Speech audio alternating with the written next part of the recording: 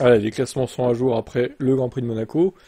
Alors, MyCanal, je connais pas les notes des gens de Canal, parce que dans Formula One, ils ont pas donné la note du Grand Prix de Monaco. Je ne sais pas pourquoi, si c'est un oubli ou pas. Donc, pour l'instant, je mets 0, je remplirai dès qu'on saura, évidemment, mais c'est bizarre. Ils n'ont pas donné la note. Peut-être parce qu'elle est pas très haute, du coup. Ah, dites-moi hein, votre note du Grand Prix, je serais curieux de savoir. Moi, j'ai mis 8, parce que... alors, c'est sûr que au début, avec les stratégies à deux arrêts, on se demandait ce qui allait se passer. Maintenant, bon, c'est sûr que c'est Monaco aussi, donc il n'y avait pas de dépassement. Après, bon, ça m'a plus tenu en haleine que Suzuka, je dois avouer quand même, avec la strat. Donc j'ai mis plus que Suzuka, mais c'est moins bien que l'Imola. Donc j'ai mis 8, grosso modo, voilà. C'était pas ouf, mais c'était pas catastrophique comme Suzuka. Pour moi, Suzuka reste la pire course de la saison. Monaco, on sait de base qu'on peut pas dépasser, donc on n'est pas surpris en fait. Bref, les classements. Alors, Norris revient à 3 points de Piastri. Il lui a repris 10 points.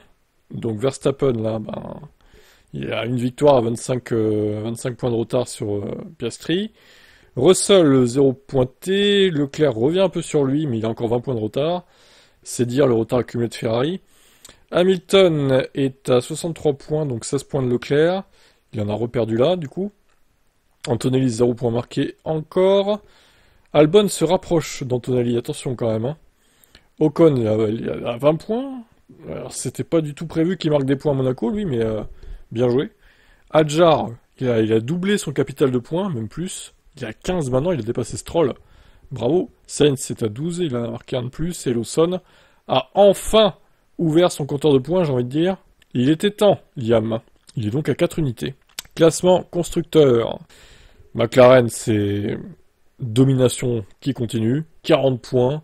Meilleur score encore de tous les constructeurs. Le deuxième meilleur score est cependant Ferrari, avec 28 points marqués. Et oui, incroyable. Ferrari et Red Bull, Ferrari qui revient sur Red Bull et sur Mercedes, qui a marqué 0 points. Ça va se resserrer là pour la deuxième place, c'est chaud, c'est chaud. Mercedes, c'est la pire course depuis longtemps qu'ils ont eu à Monaco. La course de la honte, hein, pour eux, clairement. Williams c'est 5ème avec 54 points, Haas c'est 6ème avec 6 points marqués de plus, donc 26. Attention à Racing Bulls qui revient à 4 points de Haas. Quand même, à surveiller. Bon, ben Aston, Alpine et Sauber n'ont pas marqué d'autres points. Prochain GP ce week-end à Barcelone, on verra ce que ça donne. Surtout avec la réglementation des ailerons, là, qui pourrait changer peut-être la donne. N'hésitez pas à me donner votre note en commentaire, je mettrai ça en archivage et on verra un peu la moyenne des gens. Pour Monaco, je pense que ça va pas être très haut quand même. Hein. Je doute que ça soit au-dessus de 10 sur 20.